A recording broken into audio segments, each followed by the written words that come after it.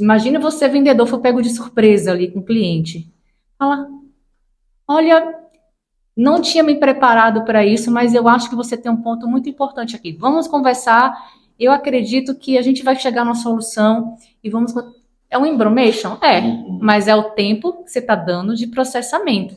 Se eu já respondo na reação ali, eu perco o cliente, eu perco a venda, ou eu vou falar algo que não estava no script, que pode ser ofensivo. Quantas pessoas não devem passar por isso? O cara do time de vendas, e eu tô ali no momento sob pressão para entregar a meta, para entregar o resultado, e aí ele vai colocar pressão no time. E por que tem uns que, sob pressão, reagem super bem e performam além do que da normalidade, e tem aqueles que travam?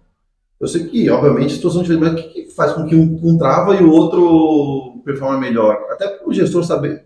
E aí eu vou te fazer mais uma pergunta, né? E como é que o gestor lida com isso para poder extrair o melhor do seu time?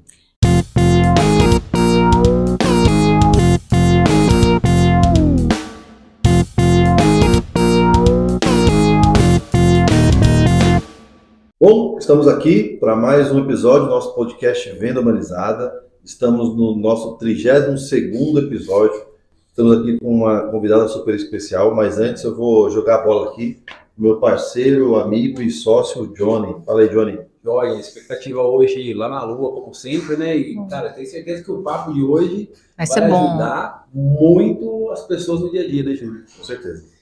Cara, nós estamos aqui com uma convidada que o currículo é extenso, as chances de ficar alguma coisa para trás é grande, então eu vou fazer uma parte e vou colocar ela para se apresentar. Nós estamos hoje aqui com a nossa convidada, Ana Valéria Castro. Formação acadêmica, bacharelado em comunicação social, rádio e televisão. Pós-graduado em marketing, pós-graduação em neurociência e comportamento.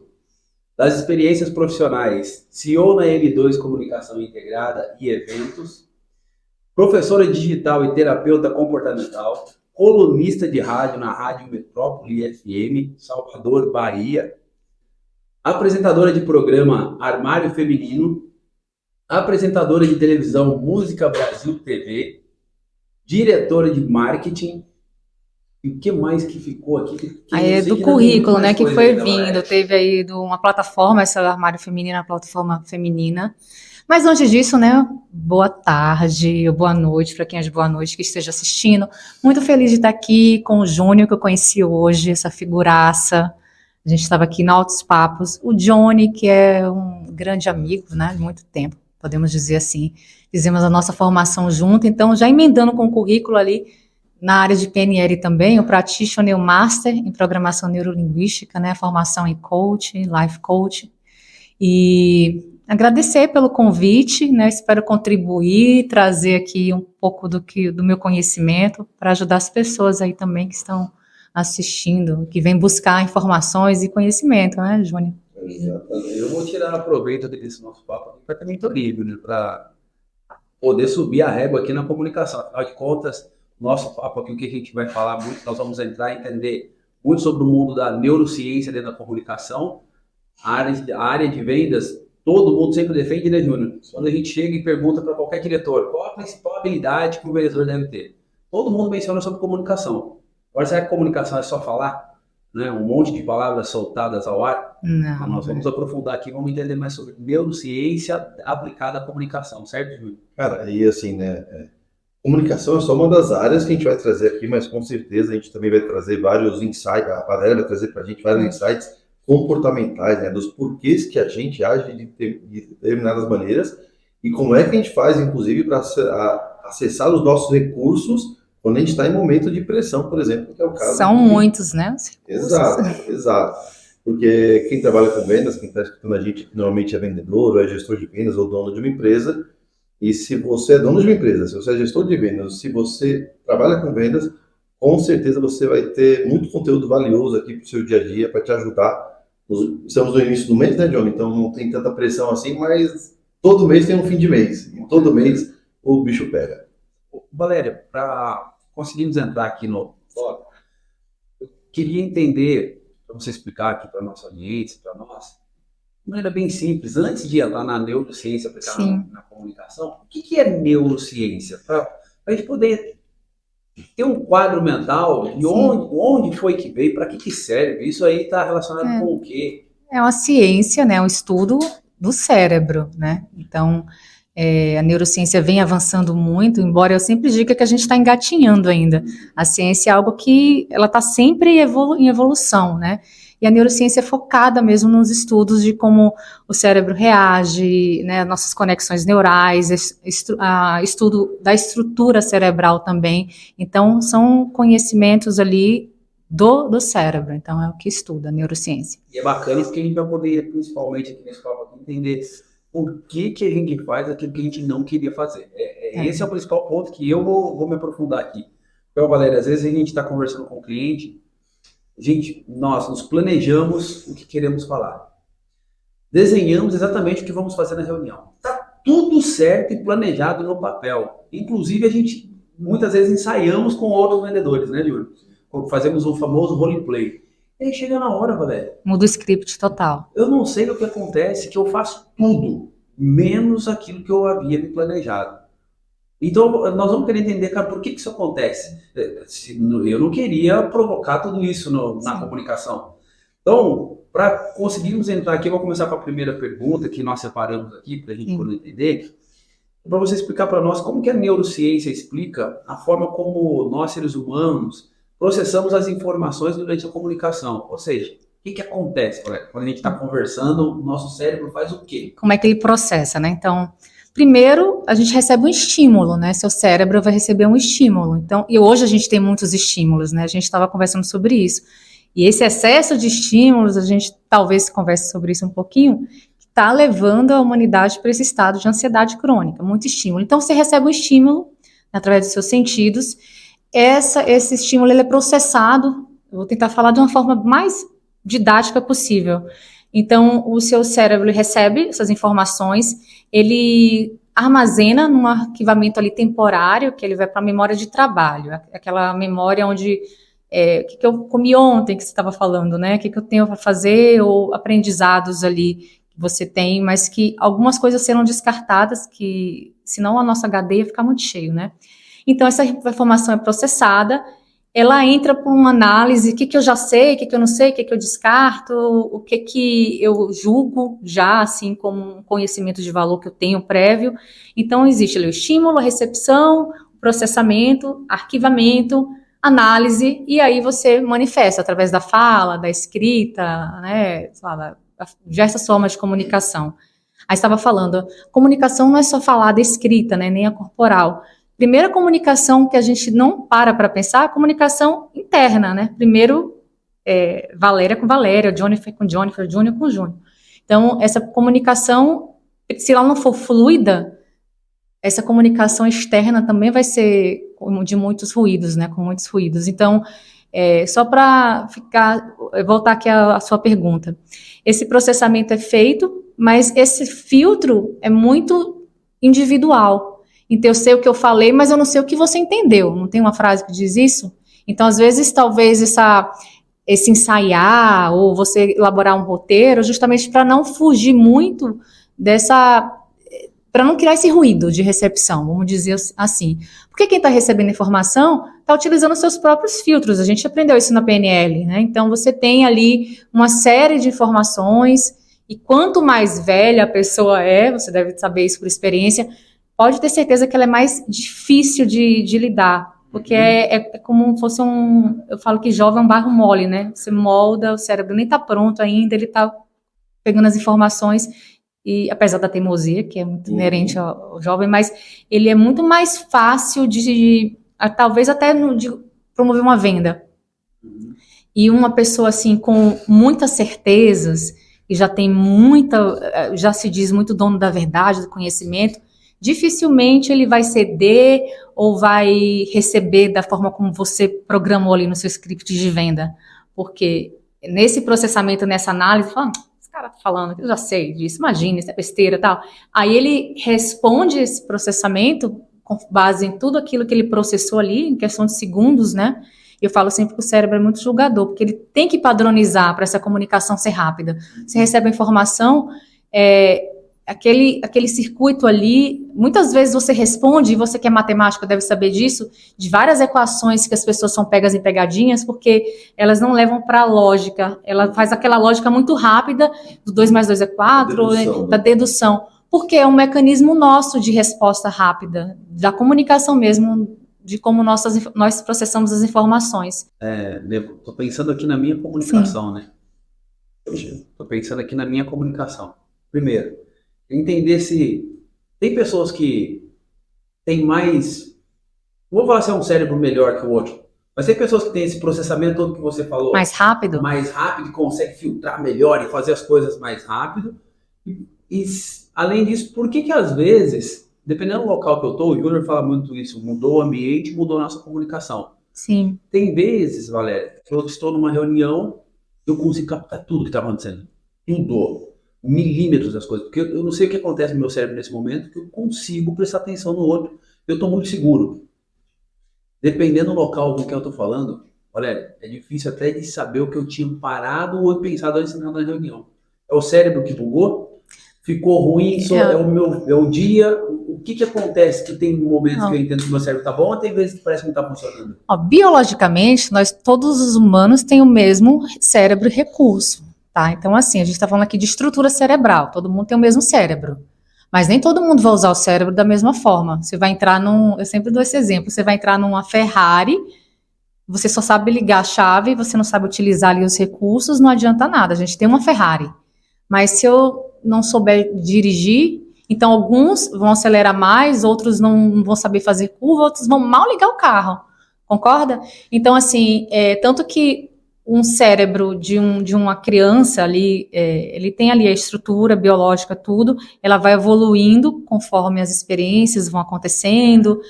O que acontece com você, esse processamento muito rápido? Você já está numa realidade onde que você vivencia há muitos anos. Então, assim, muito rapidamente, seu cérebro já saca quem é o cliente que vai fechar em 5 minutos, o cara que vai levar 2 horas, o ambiente, como você tem que conduzir a informação naquele momento ali. Então, é muito eu domino uma situação e aquilo ali, por treinar e por repetição, seu cérebro já está ali treinado. Talvez você entre num outro ambiente novo e aí vai levar mais tempo para você se ambientar, né? Então, essas conexões, essas sinapses, elas não vão acontecer de forma tão rápida, porque a tendência do nosso cérebro é criar caminhos curtos mesmo, para essa resposta ser mais rápida. O problema que eu estava falando há pouco desse caminho curto, você cair no julgamento, né? Porque aí eu acho que eu já conheço, eu já tenho experiência nisso, então eu vou para uma resposta rápida que não é aquilo ali. Então, esse tempo de processamento, às vezes, para o vendedor, é bom que ele seja um pouco mais lento, até para você compreender melhor o outro ali, porque cada ser humano é um universo diferente, né? Vocês que vendem, vocês sabem disso. Então, e talvez por isso o script não funcione, porque você vai lidar com... Você sabe o que você está fazendo ali, você já domina, vocês já dominam bem ali, isso é muito rápido. E em outras situações vai ser mais devagar mesmo, né? É aquilo ali. E aí é o que eu estava falando. Então, você pega um bloco de cimento, que é um cérebro praticamente sem uso, e você pega uma pessoa que lê todos os dias, que estuda, que busca conhecimento, que foi para a universidade e tal. Vão ser, estruturalmente você vai olhar a mesma coisa, mas o funcionamento vai ser totalmente diferente, né? E já tem experiências assim científicas de analisarem, engraçado, falando assim, vou até refazer a minha frase, estruturalmente eu digo no sentido biológico, mas a nossa neuroplasticidade de mudar as estruturas acaba mudando muito também, então você vai ficando com uma máquina mais eficiente, por assim dizer, até estruturalmente falando. Então, você nasce com a mesma condição biológica e você vai criando mecanismos onde você vai desenvolvendo e vai ficando mais veloz, mais eficiente, mais rápido, processamento melhor do que uma pessoa que passa o dia inteiro, sei lá, talvez ali, não vou nem falar sem futebol nem nada, porque tem... me xingar, mas assim, que não lê, ou que não busca, ou que só vê novela, ou que só vê páginas de fofoca, ela não vai treinar. Olha, dentro de tudo isso que você trouxe aqui, né, ou seja, você tem a questão do processamento, até a questão dos meus mapas de mundo, como é que a informação chega no outro, eu estou aqui me perguntando né, dentro da questão da neurociência, como é que as emoções interagem com essa parte do nosso cérebro, que muitas vezes faz com que a gente esteja no nosso melhor momento e às vezes faz com que a gente, tudo aquilo que a gente aprendeu, a gente não consiga colocar de uma maneira muito clara. Vou dar um exemplo aqui de, acho que todo mundo que está ouvindo a gente já passou por isso, ou já viu isso acontecer em algum momento, que é quando a gente vai, eu não sei se vocês sabem, né, mas o medo de falar em público está entre os 3 medos Piores medos. mais medos do mundo, né? E eu entendo que muito disso vem da infância, da época da escola, né? Porque você foi lá, você estudou, você preparou a apresentação, e aí você foi lá na frente para fazer a apresentação para a professora. É como a gente estava falando aqui sobre a questão do cortisol, né? Todos os efeitos que faz, que de fato inibe a nossa capacidade cognitiva. E aí, obviamente, o que aconteceu com todos nós foi, você foi lá na frente, você foi falado aquele famoso branco. Branco. E aí a nossa professora, que tem todo o conhecimento, né, ela fez assim, calma, fica tranquilo, Johnny. Eu sei que você estudou, é que na verdade, neste momento em que você sentiu medo, teve uma descarga de cortisol e por conta disso diminuiu a sua capacidade cognitiva, mas calma, fica tranquilo, que você já vai voltar ao normal. E os seus colegas, todos eles compreensivos, né, que criança é muito empática, falou, isso, vamos lá. Isso foi isso que aconteceu, né? Na verdade, não. Na verdade, muitas vezes foi essa primeira exposição ao público foi muito traumática. E a pessoa até estudou, só que ela esqueceu de tudo que ela tinha estudado. Por que que isso acontece? E às vezes até o mais inteligente da sala, né? Eu tô lembrando aqui da 5ª série. O mais inteligente é o que chega lá na frente e não consegue expor aquilo que ele preparou. Por questão emocional. Aí você fala, porra, se o cara é inteligente não conseguiu, fodeu pra mim. É interessante, porque a gente estava conversando sobre esse sistema de alerta que vive acionado nas pessoas hoje, que é o sistema de luta ou fuga, que falam muito, né, que é a nossa famosa amígdala, né, que é a louca do cérebro, né? Famosa? Não conhece, não? Me conta mais dela aí. Você não vai querer conhecer, não. Mas assim, é aquela que você vai ver algo passando, um fio passando ali, vai pensar, nossa, é uma cobra, é uma barata. É muito rápida a interpretação. Ela não passa, aquilo que eu falei da reação, não passa pela parte executiva nossa, frontal, para entender que é só um fio, que não é uma barata. Então, nesse momento de muita ansiedade, primeiro que seu sangue nem vai para a cabeça, ele vai se concentrar mais aonde? Nas pernas, né? Como eu falei, põe sangue para esse filho de Deus correr, né? Eu quero sair daqui. Então, o coração vai bater muito rápido, né? Adrenalina, noradrenalina ali sendo descarregada pela glândula, né? Adrenal. E ali você é preparado justamente para aquele momento não de falar em público e conversar e concatenar. Você está totalmente na sobrevivência. É como se o seu sistema todo de racionalidade fosse desligado para o teu corpo te colocar num momento de fuga dali. Então, eu quero sair correndo daqui, ou então eu estou me sentindo ameaçado por alguma coisa. A amígdala faz essa interpretação. Você está ameaçado. Alguma coisa vai acontecer aqui que não é boa. Porque o medo, né? Tem um monte de gente ali me julgando. Eu tenho medo de ser julgada. Tenho medo do que vão falar. Então, tudo isso te desperta quimicamente, né? Essas reações químicas que te colocam num estado, como eu falei, o sangue vai parar de circular mais forte na cabeça para circular onde você precisa correr mesmo. Então, ali vai estar batendo, é aquele momento de total sobrevivência. Então, óbvio, se você está no sistema de alerta, sua parte executiva, ela perdeu a mão ali, o controle. Você não está com seu maestro ali conversando, falando, Johnny, você só está numa sala de aula, todo mundo aqui é ser conhecido, nada pode acontecer, não tem nenhuma ameaça, não dá tempo ele fazer esse processamento, mandar essa mensagem. Então, você só quer vazar, né? Então, toda essa reação do corpo é justamente preparando para esse estado de reação. Quem está ouvindo a gente, às vezes tem vários vendedores. Passaram por isso. Né? Meu Deus, me tira daqui. Não, e em muitas situações é que assim, né? O cara tem um time de vendas e eu estou ali no momento sob pressão para entregar a meta, para entregar o resultado. E aí ele vai colocar pressão no time. E por que tem uns que, sob pressão, reagem super bem e performam além do que da normalidade, e tem aqueles que travam? Eu sei que, obviamente, a situação de mas o que faz com que um trava e o outro performa melhor? Até para o gestor saber. E aí eu vou te fazer mais uma pergunta, né? E como é que o gestor lida com isso para poder extrair o melhor do seu time? Engraçado que você falou agora há pouco que começa na infância, né? Então, assim, cada ser humano é único, a gente concorda com isso. Então, cada um tem suas histórias, suas experiências, traumáticas ou não, que vão constituir quem você é no futuro. Então, o que eu passei lá atrás, quais foram as minhas experiências, o que me preparou, o que me programou para eu ser o ser humano que eu sou hoje.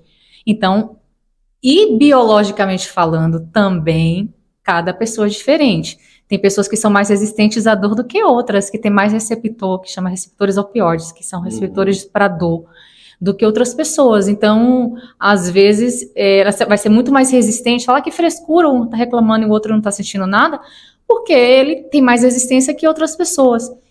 Tem pessoas, aí você junta a biologia com a experiência de cada um, e o resultado disso no futuro, aí você tem um ser humano totalmente ansioso, com medo, que está ali com muito esforço.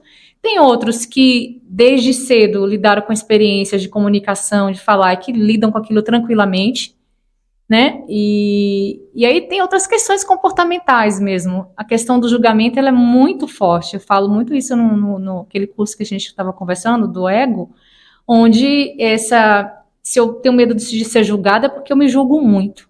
E se eu me julgo muito, eu vou estar sempre nesse estado de tensão, né? De como vou ser recebida, como o outro vai me ver, como o meu chefe vai me avaliar, como aquele gerente de vendas vai conduzir.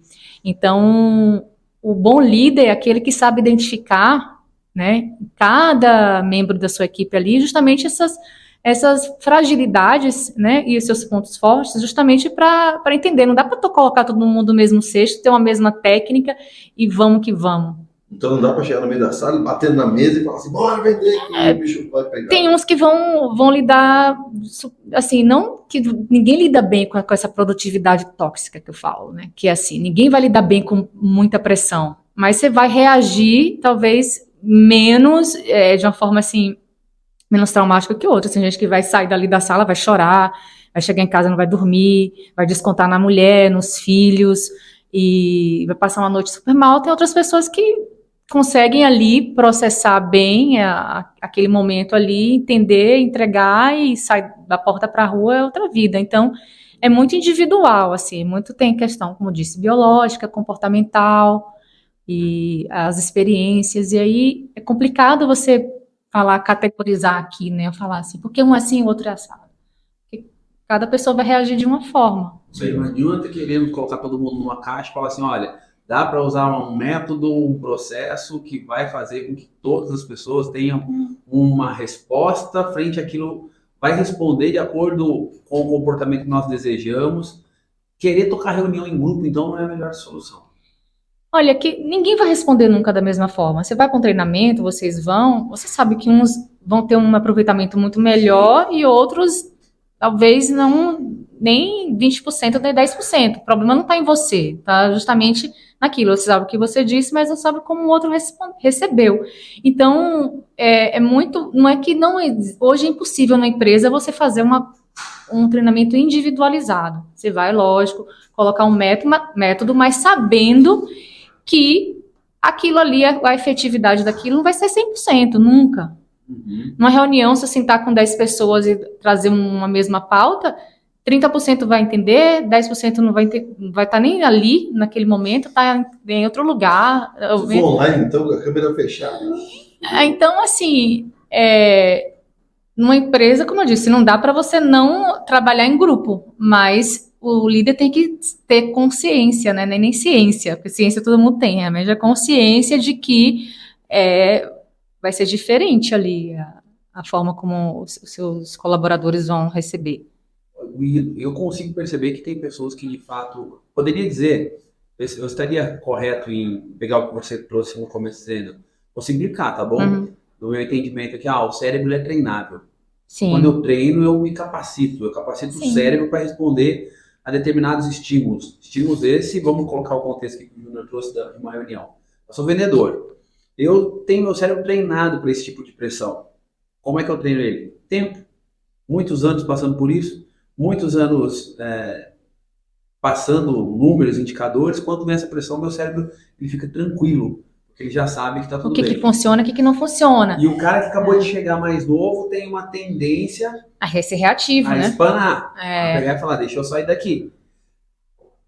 Quando a gente olha para esse tipo de situação, existe um meio da pessoa conseguir se condicionar mais rápido, a se preparar para situações que ela vai enfrentar no dia a dia de maneira mais... desenvolver o cérebro mais rápido? Olha, existem técnicas de comunicação, até na resposta que você vai dar numa entrevista, isso é muito comum em media training, a gente ensina assim, você colocado numa saia justa. Você acha que esses políticos, o tempo todo sendo bombardeados ali de perguntas, eles dão para o cérebro esse tempo de processamento, já existe um treinamento que a gente chama de amortecedor, né? Para você dar o tempo do cérebro responder e ele não vai te deixar na mão. Eu sempre digo, o cérebro nunca vai te deixar na mão. Em qualquer saia justa, você vai se sair se você não for reativo. Se você conseguir dar esse tempo dele processar, entender o que essa pessoa está querendo. E nesse momento, na comunicação, você não vai lá dar o bug, parar e ficar, agora eu vou deixar meu cérebro me dar a resposta. Johnny, obrigada por essa pergunta, muito bom o seu ponto de vista, realmente eu não tinha pensado sobre isso, eu acho interessante. Nesse tempo ali, lá atrás, ele está ali, pensando em algo. Imagina você, vendedor, for pego de surpresa ali com o cliente. Fala, olha, não tinha me preparado para isso, mas eu acho que você tem um ponto muito importante aqui. Vamos conversar, eu acredito que a gente vai chegar numa solução e vamos... É um embromation? Mas é o tempo que você está dando de processamento. Se eu já respondo na reação ali, eu perco o cliente, eu perco a venda, ou eu vou falar algo que não estava no script, que pode ser ofensivo. Quantas pessoas não devem passar por isso? Então, assim, você pode ser treinado absolutamente tudo. Se comunicar bem também é um treinamento. Falar em público, você pode ser treinado. Uma pessoa que nunca falou na frente de uma câmera, eu posso treiná-la para falar direitinho e ela não vai não vai passar por nenhuma situação desconfortável. Se tiver que encarar um público ou uma palestra, né? Se for aquilo que ela se predispôs a fazer. Tem outras pessoas que vêm com talento nato, isso é claro, né? Que você liga a câmera, o microfone, é o rei do improviso, o rei da criatividade, né? Mas essas pessoas, elas tendem a ficar numa situação muito confortável, né? Porque improvisa, ou se falar bem, então acaba não se preparando muito.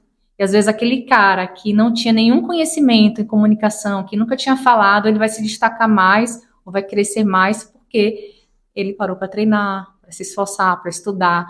E o cara do improviso ficou ali estagnado, concorda?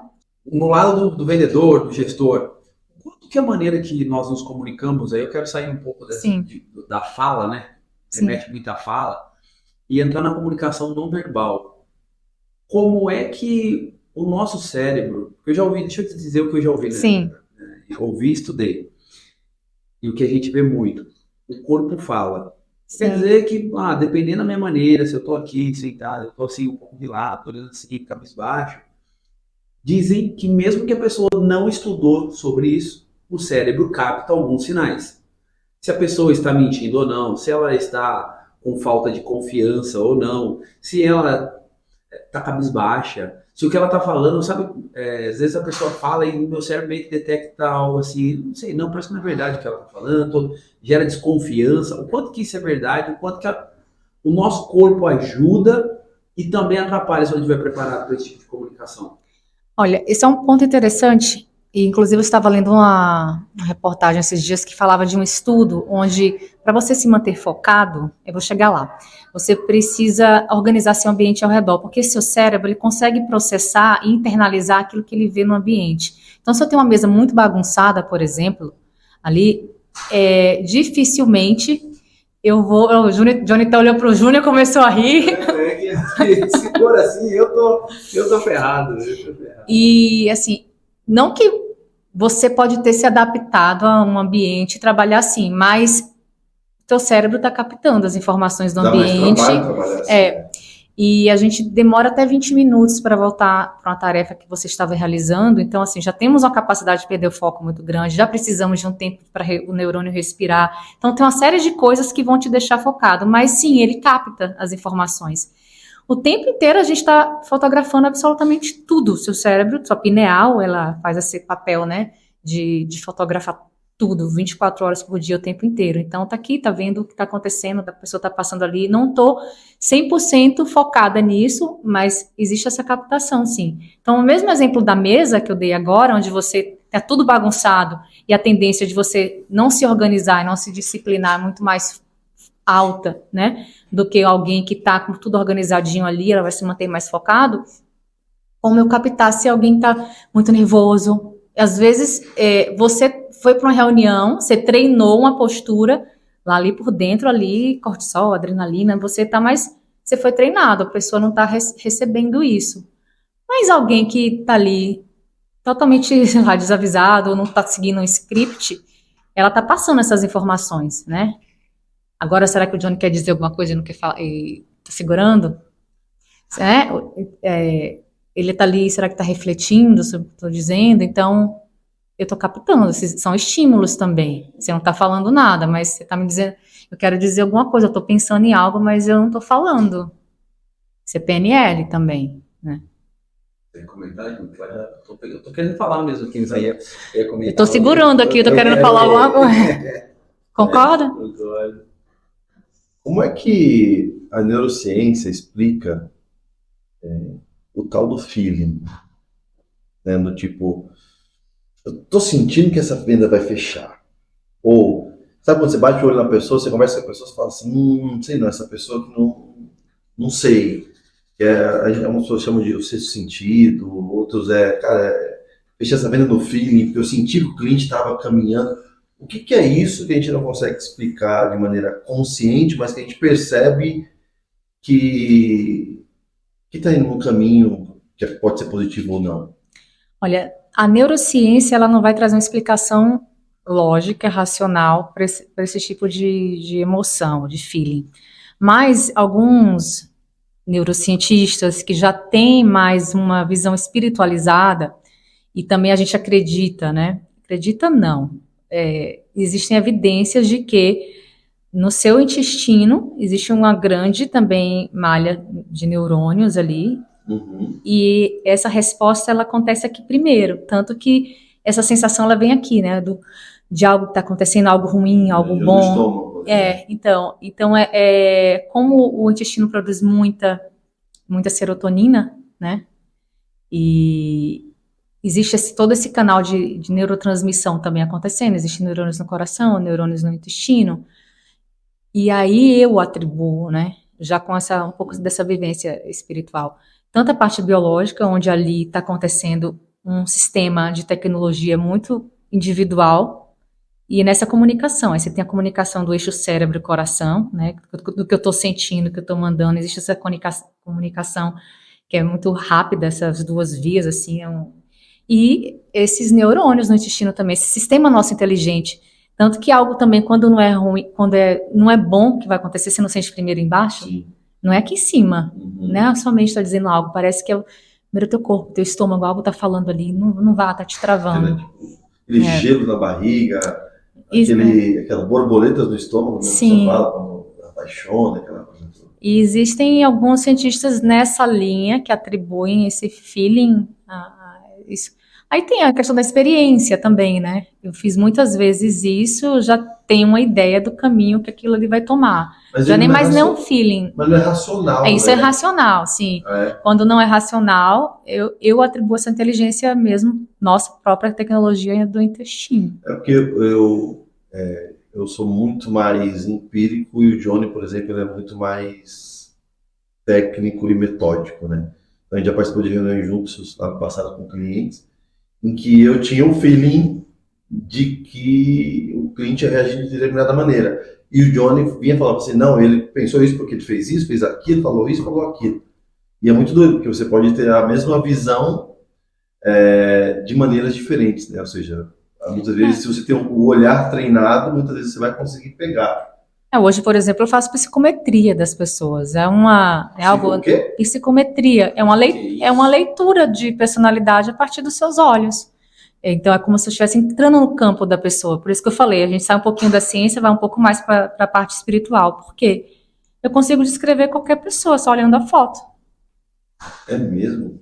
Aí eu cheguei para ele e falei assim, você é matemático, mas você é chorão também, você é bem sensível, você transita nos dois mundos. Essa cara de chorão ainda. É sacanagem, sacanagem.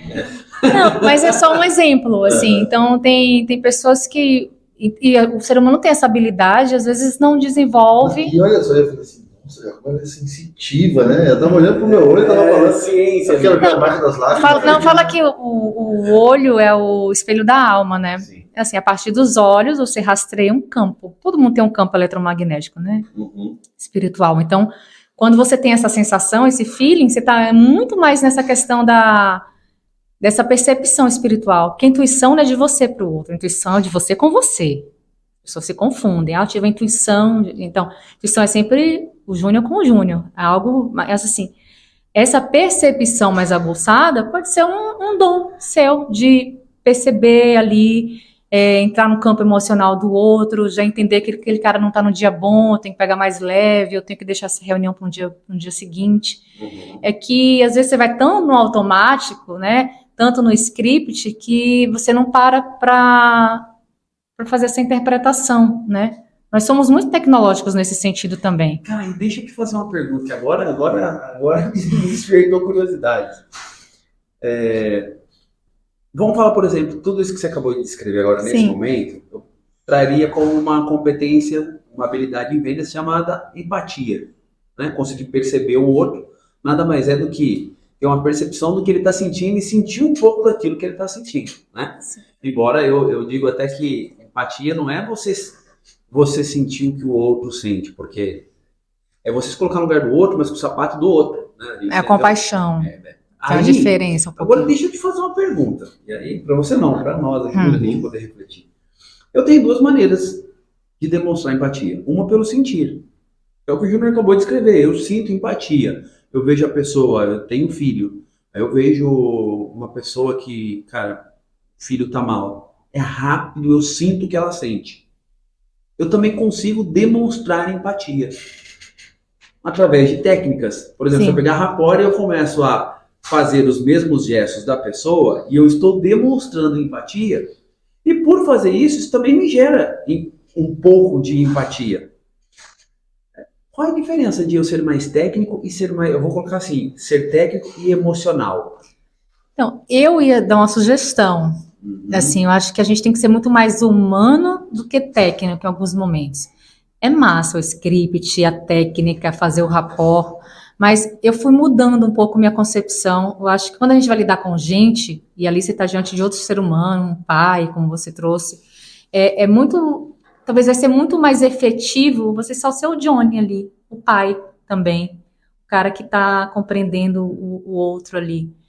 E quando é que você sente isso? Agora, biologicamente falando, a gente falou muito da ocitocina, que chama muito do hormônio do amor, mas é o neurotransmissor das conexões humanas. Então, eu vejo alguém numa situação muito difícil ali. Não é que eu estou vivendo aquilo ali, tem uma empatia cognitiva, eu entendo o que o outro está passando, né?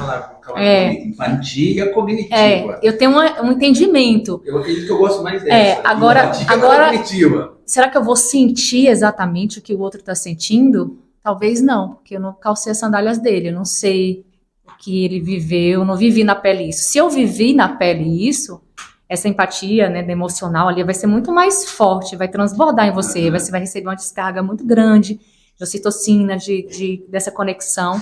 Por isso esses vídeos de crianças com câncer ou deficiência, eles são colocados assim num ambiente, as pessoas fazem muitas doações porque ela recebe uma descarga de ocitocina muito forte naquele momento, e é naquele momento ali que ela está disposta a doar 100, 200, 500 ou muito dinheiro que ela tiver por conta dessa essa descarga química que ela recebeu do amor, da compaixão. E tem momentos, né? Galera, Júnior, não sei o quanto você concorda com isso, mas eu penso que tem momentos que a empatia, falando agora da área de vendas, né? Tem momentos que o cara está numa negociação, tem momentos que a empatia vai bem. Sentir a empatia. Sim. Deixar transcender isso, ser mais forte, ou sentir o que o outro lá está sentindo. Tem momentos que se eu estiver numa negociação, eu sentir empatia, isso é ruim. Eu preciso de uma empatia mais cognitiva, que é entender o que o outro entender e compreender, mas ainda não assim, se envolver, além disso, né? não me envolver, porque eu vou ter que ser mais firme, eu vou ter que ser mais... Porque senão vira aquela história que todo vendedor volta para dentro do gerente e fala, cara, tem vendedor que você não usar, ele vai lá e ele volta para dentro do gerente dele, ele não vem querer desconto, ele vem querer pagar pelo cliente. Johnny, aqui eu acho que você está querendo dizer, até para quem... Eu entendi o que você quer dizer, mas eu só vou trazer um ponto, porque às vezes quem está ouvindo a gente e já tem essa fama de que vendedor é tudo sacana, só está olhando para o próprio umbigo, né? E de fato, a gente vê muitas situações em que o cara que está ali de frente com a venda, ele não olha para o cliente. Eu acho que o ponto que você está tocando aqui, principalmente, é a empatia da enfermeira que está aplicando a injeção. Ou diria da enfermeira, do médico. Exato, que assim, a criança ou a pessoa que está ali, Sim. ela sente dor. Então, se eu tiver uma empatia pelo sentimento, eu não vou aplicar a injeção. Só que aplicar a injeção vai gerar dor, mas vai trazer um benefício que essa outra pessoa, muitas vezes, não tem essa consciência. Então, eu acho que esse olhar para o cliente, muitas vezes, poxa, o cliente, ele não tem dinheiro. Muitas vezes o cliente, ele não tem aquela condição de pagar, mas se você tem certeza de que o seu produto, o seu serviço resolve o problema dele, faz sentido você agir de maneira mais racional para mudar a vida dessa pessoa. Perfeito. É exatamente isso. E entra a sua percepção também, a experiência, você está entendendo ali que a pessoa às vezes tem condições ou ela está tirando proveito de uma situação. Isso é muito claro. Você tem as habilidades que vai utilizar, você vai colocar totalmente o coração na mesa ali, então você vai perder o teu objetivo ali do negócio. E também no seu cara 100% técnico, frio, que não está vendo a situação do outro. Então, acho que essa é a maior habilidade de comunicação também, é perceber o momento do outro, o campo do outro, como é que eu vou me comunicar, de que forma eu tenho que conduzir, e por isso o script não vai funcionar. E aí que entra a questão do cérebro, né? Porque ele é capaz, como você já mencionou, de captar tudo isso quando treinado para saber, cara, tá no momento de ser mais técnico, tá no momento de ser mais emocional, tá no momento de juntar o todo, né? E aí o que muda, né? Eu acho que a habilidade de comunicação, a habilidade de vendas, ela é uma grande arma. Você pode usar isso para o bem ou para o mal. Então, para o bem é quando você entende que o seu produto, o seu serviço vai resolver o problema da pessoa, que vai contribuir de fato, que vai resolver aquela dor. E as mesmas habilidades você pode usar de maneira que do tipo, eu sei que isso não vai servir para você. Eu estou te vendendo um curso aqui para ser milionário, só que eu mesmo só fui milionário vendendo curso para ser milionário. E eu estou te vendendo mesmo sabendo que isso é o seu último recurso, a sua última chance para conseguir virar o jogo. E aí você, mesmo assim, você usa da habilidade da venda para vender sem o interesse genuíno no outro cliente, aí é a maneira errada de você fazer a venda. Eu acho que viver da sua verdade é a primeira coisa, né? Porque quando você vive da sua verdade, você entende da minha verdade do outro, e aí tudo isso deve ser levado em consideração. O ser humano é muito complexo, né? Como a gente comentou aqui, para colocar numa caixinha, ou aplicar uma técnica, ou acreditar que a resposta vai ser igual. Então, são muitas variáveis quando você está num momento de negociação, né? Muitas, você sabe disso melhor do que eu. E essa habilidade de comunicação, eu atribuo muito a isso também. Eu acho que é parar e perceber, né? Por isso que tem aquele cara, como vocês combinam bem ali, que é um cara, talvez, muito do método, e o outro ali que não é por aqui, a gente tem que tomar outro caminho. Estou percebendo aqui que ele está num momento diferente da vida dele. Então, vamos trabalhar aqui. Então, esses dois pontos de equilíbrio são muito importantes, né? Para chegar num denominador comum, assim, por assim dizer. Eu tive um grande aprendizado aqui que é o quanto é importante estar com tudo mais claro e as coisas que os nossos clientes às vezes relutam entender. Por exemplo, você colocou como exemplo, né, a bagunça na mesa cansa mais, né? Ou seja, eu não sou tão produtivo quanto. A gente fala tanto sobre CRM, né? Falamos tanto sobre ter um processo desenhado, e o CRM ele é a mesa do vendedor, do gestor de vendas. Você tem ou um computador com planilha para todo lado, aberta planilha e caderno e um monte de informação para todos os lados. Eu nem sei por onde eu começo. Você tem um processo desenhado no CRM onde você tem claro, cristalino ali, quais são exatamente as negociações, como elas estão, tempo, tudo bem organizado. A organização, então, ela faz bem para o cérebro. Sim. E ela ajuda na minha comunicação. Existem dicas até, você vai ver isso em muitas matérias, assim, dicas de produtividade, como manter o foco, e passa por esse momento também. Como é que eu aprendo? Como é que eu vou me manter mais focado? como é que o meu cérebro vai aprender e vai absorver melhor a informação. Então, criando mapas mentais, tem muita gente que só aprende a partir da... Então, eu preciso colocar tudo claro, senão eu recebo muita informação e automaticamente o seu cérebro vai descartar, né? Então, assim, como é que eu faço esse filtro, absorvo o que eu preciso realmente? Então, eu preciso ajudar ele a organizar dentro de mim. Então, são os bullet points que eu vou levar para uma reunião para, né, montar ali a minha estrutura de comunicação, minha narrativa, o mapa mental que eu vou desenhar, vai ser tendo essa discussão, preciso aprender algo, eu vou realmente aprender a partir daquilo que eu ensino, que quando a gente aprende mais, né, isso todo mundo está cansado de saber, você tem 10% ali ouvindo, né, 20% lendo, e 80% está na prática, está no ensinar, né, no momento que você discute, você vai criando esses resumos, esses caminhos, e você vai construindo dentro do seu cérebro um caminho mais sólido. Então, tudo que eu faço sempre, eu construo um padrão neural mesmo, assim, eu construo um caminho, você, na sua venda ali, você fez aquilo uma vez na vida, no outro dia você criou outra técnica. Aquela da semana passada, você já esqueceu, porque o seu cérebro vai descartar.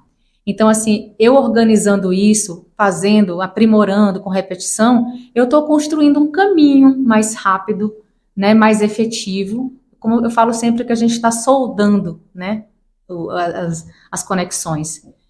A sinapse é essa conexão entre um neurônio e outro, né? Tem uma descarga, um impulso, e ali eu estou tendo sempre esse mesmo impulso. Então, eu estou movimentando sempre a mesma população de neurônios. Então, eu estou criando um caminho ali. Eu passo por aquele caminho, daqui a pouco eu crio uma ponte. Aquela ponte já vira um caminho curto. Por isso que minha resposta é rápida, por isso que eu sou mais eficiente. Mas eu contribuo isso como? Organizando. Não posso pegar um monte de coisa ao mesmo tempo, um monte de informações, e o cérebro não vai concatenar. A mesma forma para você aprender. Ser mais de 40 minutos, se você não der o descanso, é uma máquina, você precisa dar oxigênio, você precisa parar, beber uma água, respirar, porque você não vai absorver, como se estivesse o tempo todo fazendo download, né? Então eu paro, resfrio o processador ali e volto de novo. Então eu tenho que dividir também as minhas atividades em blocos para facilitar esse aprendizado, essa organização interna. E aí tudo isso vai te levar para um caminho mais eficiente na comunicação, na construção das suas reuniões, no seu aprendizado. Eu estou perguntando aqui aquela pergunta que você faz no treinamento. A tecnologia, no final das contas, está ajudando ou está atrapalhando a gente agora na era que nós estamos vivendo? Com já tanta informação. Porque hoje a impressão que, quando eu converso com o vendedor, com o gestor, é assim, a pessoa começa às 5, 6 horas da manhã, 10 horas da noite, um monte de informação, termina o dia e não acabou, ainda tem conteúdo ainda. Tem coisa para estudar, tem coisa para fazer, tem coisa de trabalho, informação, de tanta informação que nós temos para processar. E isso tudo vem com a tecnologia. Isso tem impacto total qual é o impacto disso na nossa mente? Olha, o excesso de informações também é complicado, né? Aquilo que eu falei, é muita informação, eu entro num estado mental de confusão e de estresse, então eu não dou essa pausa, isso acaba prejudicando. Então, até para você assistir muitos vídeos, ler muitos livros, tem que ter uma organização disso daí para a coisa não virar aquele conglomerado de informações e te prejudicar. Hoje temos a inteligência artificial. Você pode, de que forma você está utilizando? Igual uma faca amolada, você corta, ou você corta alguma coisa. Então, eu estou pensando menos, eu estou raciocinando menos, eu estou utilizando a tecnologia para facilitar a minha vida, mas até que ponto isso vai me afetar cognitivamente? Se eu não faço mais raciocínio, se eu pergunto tudo para o ChatGPT, se eu não paro mais para construir as minhas sentenças e fazer uma prova e vou lá. Então, assim, a médio e longo prazo vai ser muito prejudicial, porque você vai ter um monte de idiota funcional, né? Não é verdade? E aí, assim, aquilo é o exemplo da faca. Eu tenho uma faca amolada, eu vou cortar um bico, vou fazer uma comida, eu vou me cortar também, se eu não souber utilizar essa ferramenta. Então, a tecnologia ela é uma ferramenta muito poderosa. Mas a gente tem o discernimento para saber utilizar ela da melhor forma, né? Eu estou mexendo de informação e zero conhecimento, eu estou só colocando informação, mas não estou dando esse tempo de processamento para eu filtrar o que serve, o que não serve. Eu só estou me enchendo o HD, enchendo, vai chegar no momento que vai virar o caos, né? Você pega um HD e começa a encher de arquivo. Nosso cérebro automaticamente vai deletando o que não te serve, senão a gente vai ficar louco mesmo. Mas o que leva a esse estado assim de ansiedade, de muita coisa, são os excessos, né? Então, o equilíbrio continua sendo a palavra-chave da vida. Se você usa a tecnologia com equilíbrio, com discernimento, as informações, sabendo filtrar, sabendo, né, transformar isso em conhecimento, transformar isso depois em conhecimento em sabedoria, que são diferentes, né? Uma coisa é informação, outra coisa é conhecimento, outra coisa é sabedoria. Então, muita gente para ali na sala da informação ou só do conhecimento. Vai de cada um. Valéria, e como você estudou pra caramba, a gente conversou um pouco também antes do podcast, você estudou PNL, coaching, neurociência, você é jornalista, entende muito de comunicação.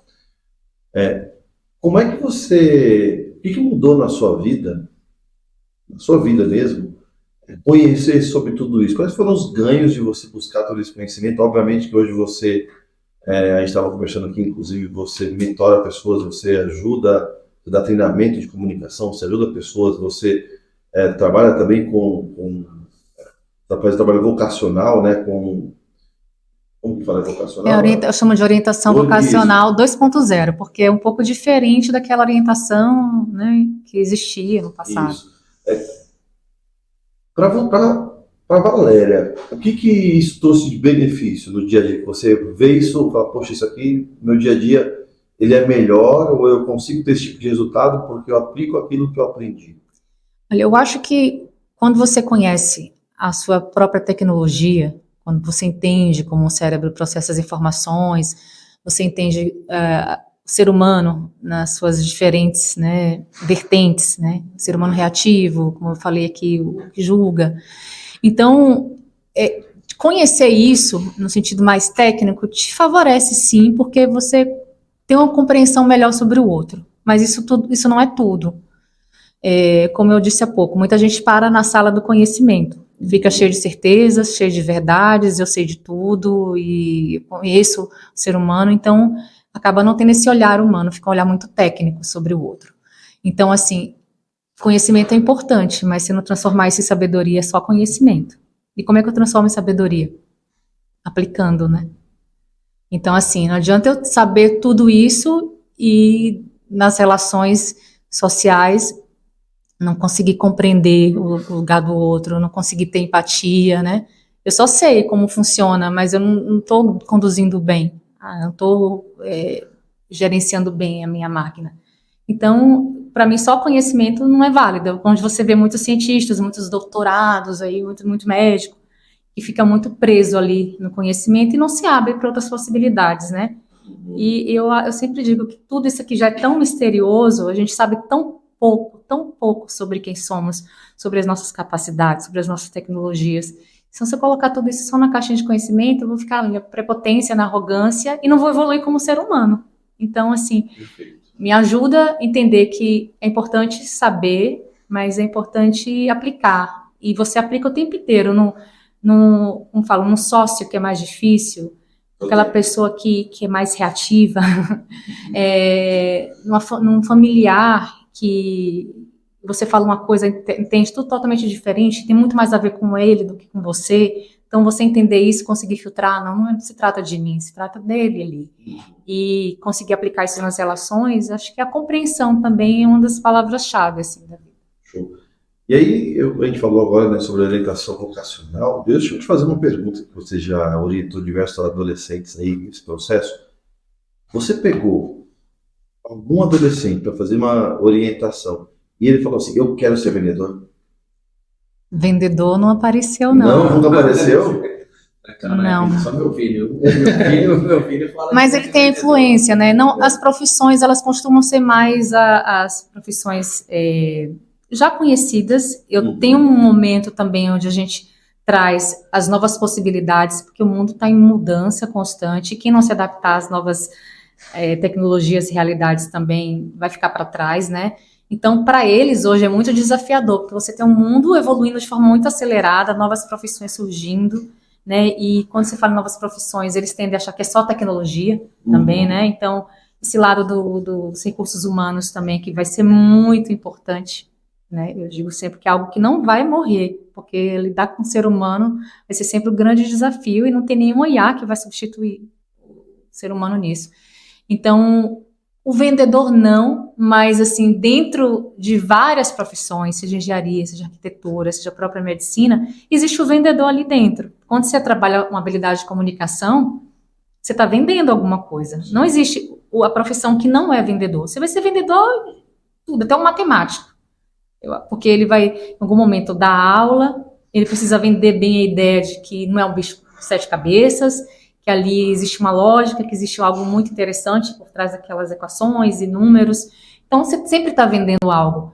Então, não existe assim, eu quero ser vendedor, mas eu tenho certeza que Vai precisar de vendas na todos carreira. eles vão precisar da habilidade de vendas, goste ou não, na carreira, para ser um profissional bem-sucedido. E eu sei que é um trabalho complexo, né? Obviamente, primeiro a gente está lidando com o ser humano, a gente está falando com o ser humano uma fase da vida que um monte de coisa acontecendo ali. Como é que é a estrutura desse processo? Como é que ele acontece? Eu bato papo, eu aplico ferramenta. Até para quem está ouvindo a gente, nunca, às vezes tem um filho em casa, tá? Fala, poxa, eu preciso ajudar meu filho a entender o que ele quer. A gente tem uma geração hoje que às vezes a nossa geração não consegue ter toda a compreensão necessária para poder contribuir e orientar essa pessoa. Como que é esse processo? Como que é essa estrutura? Primeiro que lidar com o adolescente é um desafio, mas é um desafio bom. Aquilo que a gente falou, é muito mais interessante você trabalhar com uma mente que está ali fértil, né, para aprender, para se conhecer, do que uma pessoa de mais de 40, 50 anos que já está cheio das suas verdades. Então, é muito interessante nesse sentido. É desafiador porque não é um cérebro pronto. O cérebro da gente só vai ficar pronto depois dos 25 anos. Né? Então, tudo é muito potencializado na adolescência. A gente lembra, tudo assim, tudo é volume máximo, né? Tudo é multiplicado por 10, por 100, por 1000. As emoções são muito exacerbadas. A forma como você reage é tudo muito na potência máxima, no volume máximo. Não existe esse mecanismo ainda de freios, porque o adolescente ele não tem. É como se essa última parte nossa, que é a parte mais executiva, mais responsável, ela não está desenvolvida ainda. Então é aquele rapaz que vai acelerar muito aquilo que é inconsequente, porque biologicamente ele ainda não tem esse sistema de freios instalado. Então depois dos 25 vai ficar tudo pronto e eu sempre digo, gente, é uma sacanagem aos 17 anos você ter que escolher o que vai fazer pro resto da sua vida. Mas, ok, é assim. Então, quanto mais ferramentas de autoconhecimento esse adolescente tiver, mais ele vai se conectar com a parte dele que ele não conhece e que os pais muitas vezes não conhecem, porque não teve tempo ainda de ser manifestado. Então, converso com muitas mães, elas têm certeza absoluta de como são os filhos, e no diagnóstico comportamental, que é a primeira fase, vem algo completamente oposto, assim.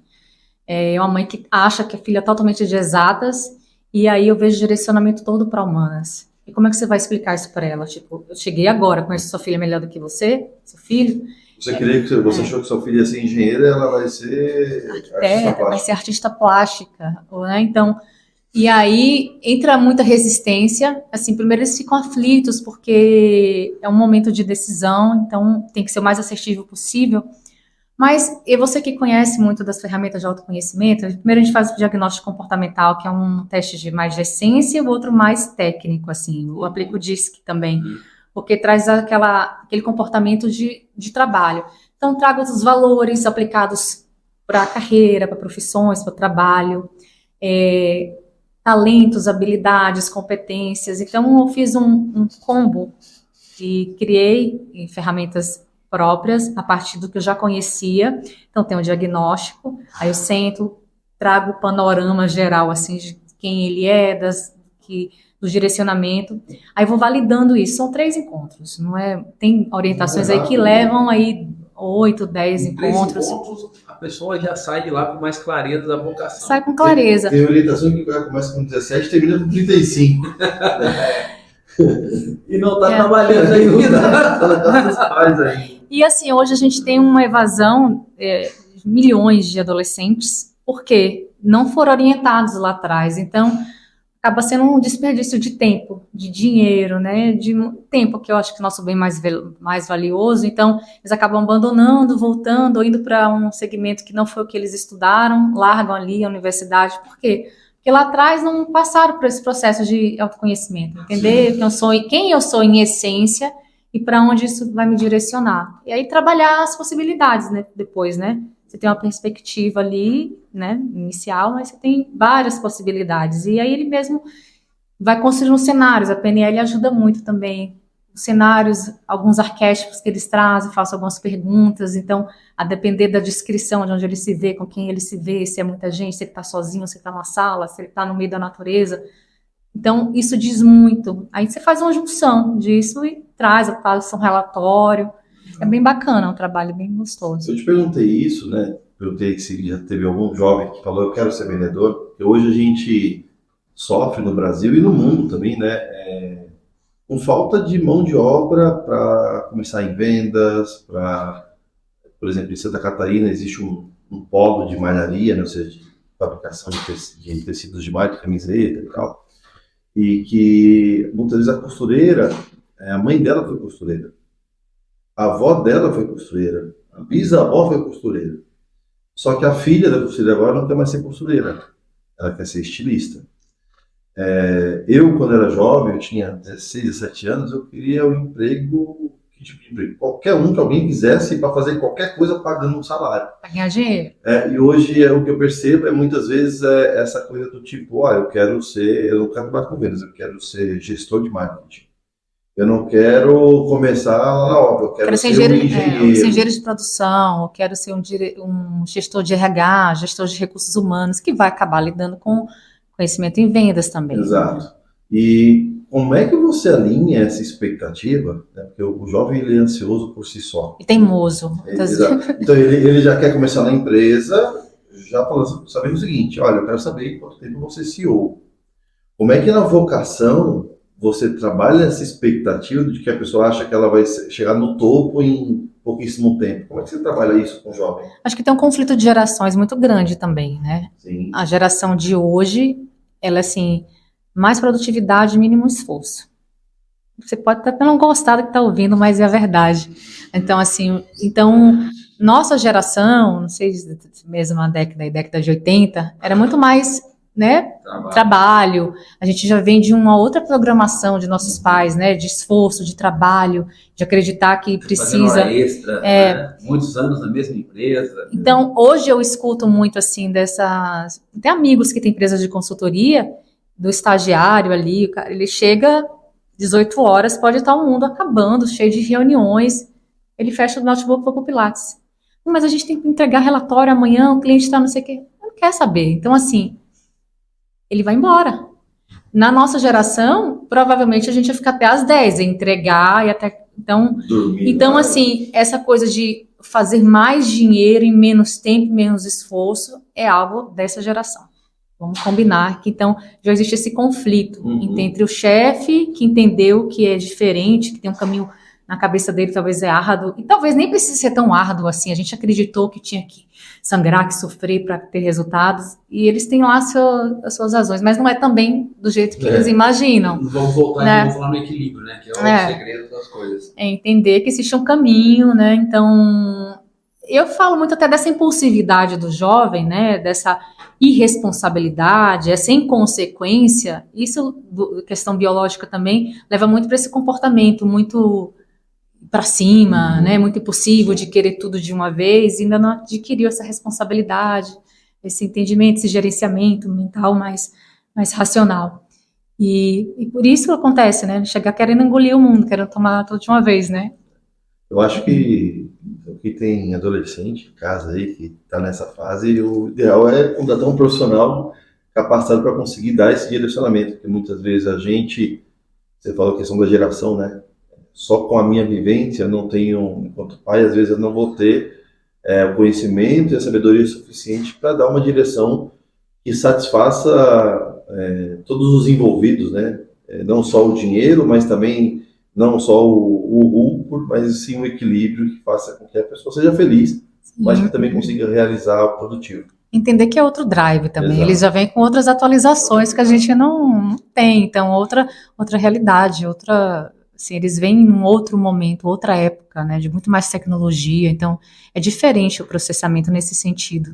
É aquilo que eu falo, né? Você nasce, mas os estímulos, tudo que você é condicionado a fazer, as suas experiências, elas vão modificando a forma como processa. Tanto que a criança, hoje, ela pega 2 anos ali, mexendo tudo em tecnologia muito rápido, coisa que a gente provavelmente levaria mais tempo, né? Então, é um drive mais atualizado. Podemos concluir, cara, deu um 360 aqui. Fugimos da pauta, do script. Pois é, isso traz, né, o quão complexa é a comunicação, né? Porque o ser humano não tem como a gente querer colocar numa caixinha e dizer, olha, eu vou me comunicar de X maneira porque eu vou ser uma pessoa boa na oratória. Assim. Preciso da habilidade, preciso da competência. Mas, cara, ser humano vem humanizada, né? Quem ainda não pegou o livro ainda, é importante você entender que cada ser é de uma maneira. E para vender, para entender, para compreender as pessoas, se não for dessa maneira, entendendo que cada indivíduo é diferente. Vou aproveitar e fazer o jabá aqui, né? O nosso livro Venda Humanizada está na Amazon, vai na Amazon, digita Venda Humanizada, vai aparecer esse livro aqui de capa azul, que ele de fato considera e traz a visão para o vendedor de como ele realiza uma venda humanizada. Primeiro, partindo do princípio de que a venda humanizada tem isso como base, de que o que você vende de fato vai gerar transformação. A partir desse princípio, eu não preciso empurrar, eu não preciso persuadir, eu só preciso ter condições de entender o outro lado, me comunicar da maneira certa, para que eu possa explicar para ele como eu posso ajudar. Inclusive, aqui a gente traz sobre a metodologia DISC também, como é que ele se conecta com diferentes perfis comportamentais, para que ele consiga trazer de maneira clara para o cliente as possibilidades que ele tem de adquirir o produto ou serviço. Então, está na Amazon, eu tenho certeza que é uma leitura que vai te trazer muito resultado. Valério, se alguém tiver, para quem está nos ouvindo aqui, né, e tiver o pensamento que quer aprender algo sobre, quer ver, se quiser fazer um trabalho contigo vocacional, se for um adolescente de 37 anos, que às vezes ainda não decidiu, não se encontrou, né? Tem direcionamento de carreira, que é uma técnica muito parecida para quem está num momento, quer fazer uma transição, e muita gente não se conhece mesmo, a gente tem uma visão, eu digo no ser humano em geral, muito deturpada de si mesmo, né? Eu percebo, por exemplo, falando em vendas, às vezes a pessoa está em vendas e quer se tornar gestor, mas nem sabe se de fato aí cai na cadeira de gestor e fala, meu Deus, eu tenho vontade de voltar para vendas. E às vezes a pessoa está em vendas, está tendo resultado, mas como gestor poderia alavancar muito mais. E tem pessoas que estão em vendas e nem sabem o que está fazendo em vendas. Como é que as pessoas podem te encontrar e conseguir ver o seu trabalho e poder ter contato contigo? Pode acessar lá pelo Instagram, né, que é o Ana Valéria Castro _, vai encontrar lá, tem bastante conteúdo sobre neurociência, sobre comunicação. Vou deixar meu celular aqui também, né, e o editor aí coloca, que é o 11 99529 7996, vai falar comigo diretamente, então eu vou atender, eu gosto de ter esse papo antes, explicar como é o processo, seja na orientação, seja alguém também que esteja querendo passar por um processo mais terapêutico, mais voltado para vencer aquela ansiedade crônica, né, que eu sempre digo que essa ansiedade que paralisa, que a gente conversou um pouco sobre esse sistema de alerta, então essa ansiedade crônica, não é a ansiedade natural que faz você planejar, né, a gente até brincou sobre isso, ninguém vive em estado de presença porque não é da nossa condição humana estar em estado de presença, então vamos tirar um pouco esse estigma, né? Tem que estar 100% aqui. Então, ninguém está 100% aqui. Mas se eu estou 100% na frente, 100% atrás, tem algo para ser resolvido. Então, eu gosto de explicar como é o processo, como vai ser, e aí a pessoa depois toma a decisão, né? Se vai seguir o caminho ou não. E quando a gente falando da Valéria, né? Tudo tem a ver com a comunicação. Porque, na verdade, eu descobri os meus talentos, né? O que eu sou bom, e fazer essa orientação profissional passa também por eu entender um pouco mais sobre a comunicação de mim comigo mesmo. Sim, a comunicação interna, a primeira. Que a partir disso vai conseguir transmitir uma comunicação externa que de fato gera valor para o outro lado e que você consegue alinhar essas duas pontas. Eu sempre digo que uma das grandes técnicas de comunicação interna é você entender todos os dias e todas as situações, sejam elas favoráveis ou não, como um aprendizado, né? E às vezes a vida, ela faz esse trabalho de te colocar sempre nas mesmas situações, aquele mesmo tipo de pessoa, às vezes o mesmo tipo de cliente, porque ela tem algo a te ensinar que você ainda não parou para entender. Então, diante das situações assim mais adversas, né, mais desafiadoras, eu falo de novo, o que eu ainda não aprendi? Eu paro, né? Essa comunicação comigo mesmo, esse questionamento. Que lição eu tenho que tirar disso daqui? O que eu estou aprendendo? O que eu não melhorei? No momento que você entende e na hora que você aprende, pode ter certeza que aquela situação não vai se repetir mais. Então, as pessoas vivem nessa roda de samsara porque não tem esse momento de comunicação interna, né? O que eu estou aprendendo? Será que eu só estou no automático? Eu não paro para ter esses momentos de questionamento? Que aprendizado eu tiro daqui? É muito fácil agradecer quando está tudo bem, né? É muito fácil eu agradecer se eu estou com saúde, mas se eu estou ali no momento sem grana ou doente, ou será que eu vou parar e ter esse estado de espírito para agradecer? Obrigada porque eu estou passando por isso, tenho algo a aprender, que eu aprenda, que eu me torne uma pessoa melhor a partir dessa situação. Então, essa comunicação quase não existe. E se existisse, pode ter certeza que a comunicação com o outro seria muito mais eficiente também. Comece você com você, aprendendo, né? Entendendo o trabalho seu, o trabalho da vida, onde eu cheguei e o que eu construí para chegar até aqui, né? Eu estou vivendo o resultado da minha escolha, então entender isso é muito claro também, um ponto de comunicação muito positivo. E aí sim, você vai conseguir transmitir isso para o outro, e sua comunicação vai melhorar, sua venda vai melhorar, e tudo vai melhorar. Perfeito. Vai ter episódio. Quem está com a gente até aqui, segue a gente lá no nosso Instagram também, @Venda Humanizada. Se você está ouvindo pelo Spotify, já clica aí para seguir, né, e aperta o sininho para você ser avisado dos próximos episódios. Segue também a nossa querida Valéria aqui. E a gente costuma sempre no final, Valéria, perguntar para as pessoas, né, qual que é a sua palavra para esse episódio de hoje. Eu acho assim, a gente começou falando da complexidade do ser humano, né? Eu acho que transformar simplicidade, né, é o ato de simplificar as coisas. Então, a gente pegar toda essa complexidade, né, essa seria a palavra, e transformar isso em algo simples e trazer para o dia a dia. Porque senão de nada terá valido a gente ter sentado aqui e ter tido esse papo todo.